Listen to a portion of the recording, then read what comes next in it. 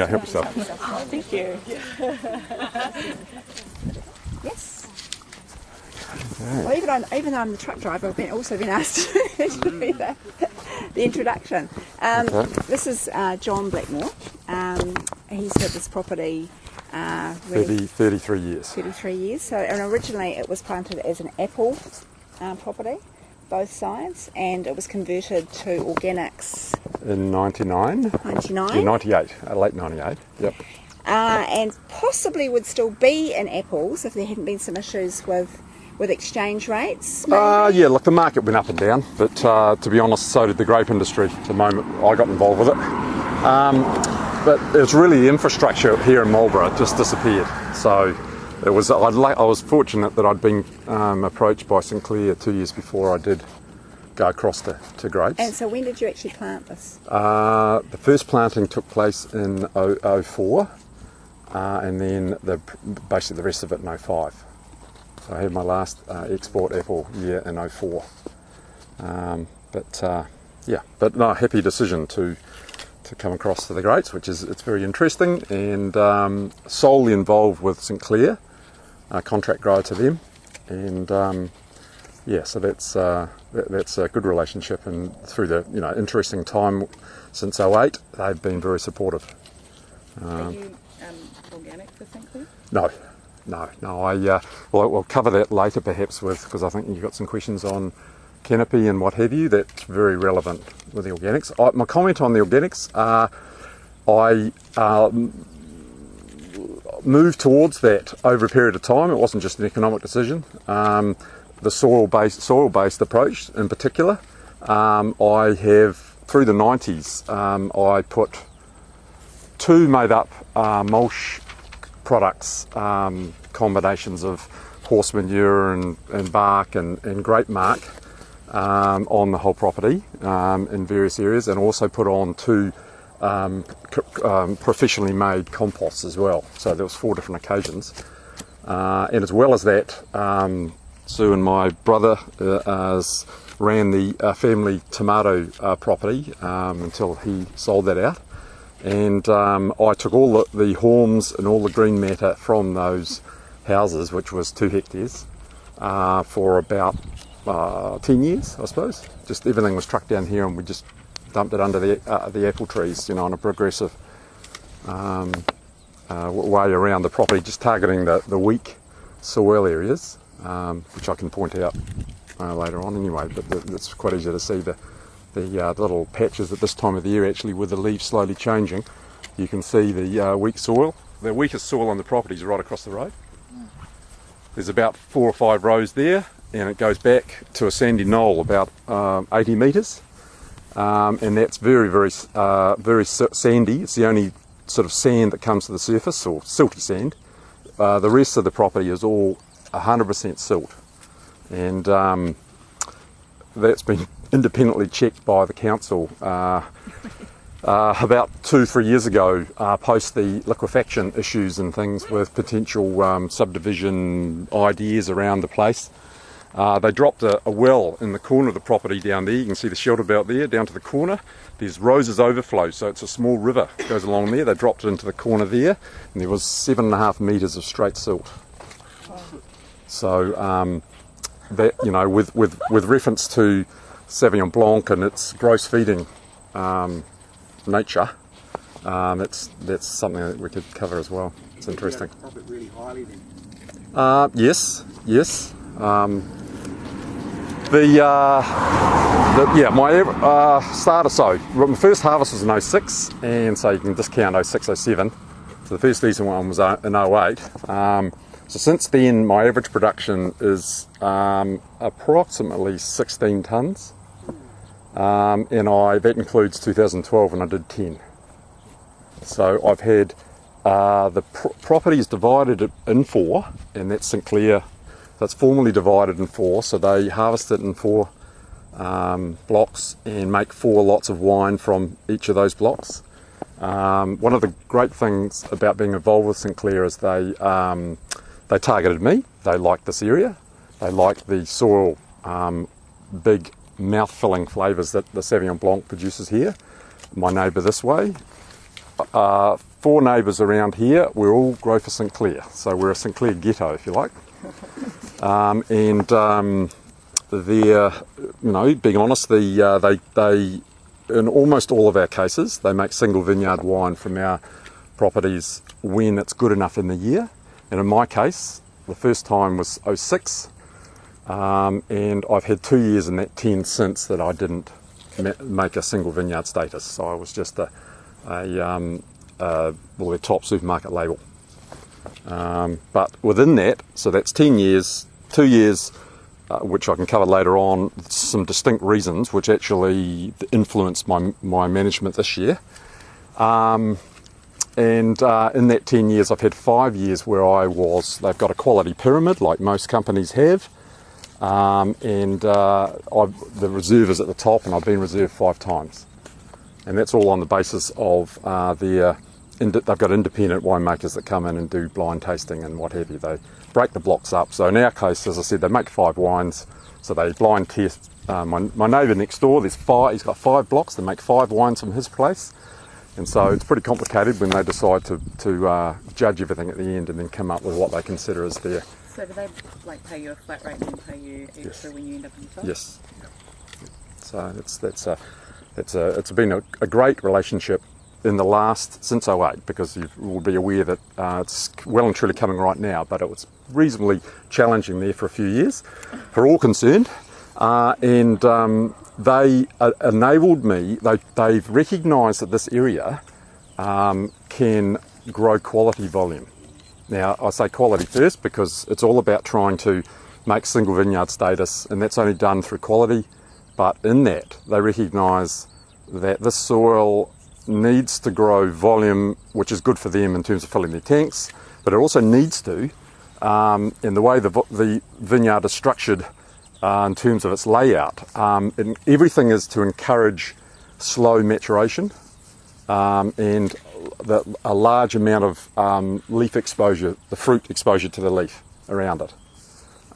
So it's not a quick harvest, which has its risks. And I've got it wrong in the last 2 years, and that's why I wasn't single vineyard status. I'm pretty confident this year, but I'll know in about 2 months. But anyway, just looking at the setup. So everything's 3 metres, all the rows are 3 metres wide, and which is really common for down here, certainly for the next K and a half, and then as you get closer to the sea, it tends to go back to the traditional 2.8 on a vigour basis, because we're a slightly high vigour. All of the bays are all 3 vine bays, you can see. It's normal 7.2 metre bay, but they're all 3, so that's 2.4 between the vines, and so therefore there is a long fruiting cane, and of course I'm 4 cane VSP, so the wires are full. Pruning is a real challenge to make sure that canes aren't cut short. I like a spacing between the canes of about that, so they're full. So we start with a full wire and a full potential, and then obviously you, through that season, through sampling and counting and all the things that you're familiar with or becoming familiar with, you then modify the crop as it goes, depending on the season as well, and also the potential viability of the buds from the previous December, which of course is Mike Trott, of course, is a bit of a useful tool in that respect. His scientific approach in terms of best guessing that. I mean, I'm a seat of the pants grower, and I've been here for 33 years, and I 20 to 25 years apple growing, and I have found that there's a lot of carryover. I mean, horticulture is horticulture. There's a lot of carryover. The biology involved is quite similar. Carryover from dairy farming. Yeah. Well, we're lucky, I think. No, we won't waste too much time on that. We're lucky that the grapes are so great here in Marlborough. Otherwise, the whole valley would be in dairy farm, and the Wairau River and all the rivers would be knackered. Yeah. So we're very lucky we've got the grape industry. You can edit that if you like or whatever. But God bless the grape industry. Anyway, so a lot of carryover, I think, in that in the growing, the actual growing knowledge. I think I'm using all the time knowledge that I gathered growing apples, making mistakes, and then also the organics as well. So I'm trying to, you asked about the organics, I'm trying to marry together what I believe is the best of the organic industry environment and also the best of the conventional. Lots of mistakes made conventionally, and of course, and the organic thing is a very high risk. The style that Sinclair, and this is through discussion with them and plans made through the coming into the season. It's a big mouthfeel wine. I think Dylan's Point is establishing itself as another distinct flavour within Marlborough. I mean, as you all know, there is no right flavour; they're all different. We are a big producing area per hectare, but we are certainly produce. I would hazard a guess in the kilometre around here, there's more gold medals been won in the last 10 years comfortably than anywhere else in the country. This property here, I've won 5 trophies, and I'm approaching 25 gold medals. 25 gold medals. Mm-hmm. And that's nationally or international? That's international. And Yep, wow. coming from London. Wow. Sorry. Since 2006. Yes. That's awesome. Yep. Congratulations. Well, that's Sinclair. That's they have encouraged us to grow in a certain way, and they harvest in a certain way. So there is a lot of influence from the winemakers and the style that they want to look into your vineyard. Yes, indeed. I mean, they very. Obviously the risk is all mine, and that style that they want me to grow. So just to cover that quickly, they want maximum fruit exposure to leaf, so slow maturation. Now, they also want the least amount of sun exposure, the fruit having sun exposure that I can get away with. Now, if you add those two together, that's quite a risky. You've got botrytis issues, Yeah. and hence the last 2 years. 2014 was a very big volume year for everyone, and it started to rain during just before harvest and didn't stop. Well, it did stop, but it was very difficult. I ended up with a lot of botrytis, and basically I was harvested that year with a pretty solid crop, like everyone had at mid-19s, I suppose. The flavours were reasonably good, but it wasn't ideal.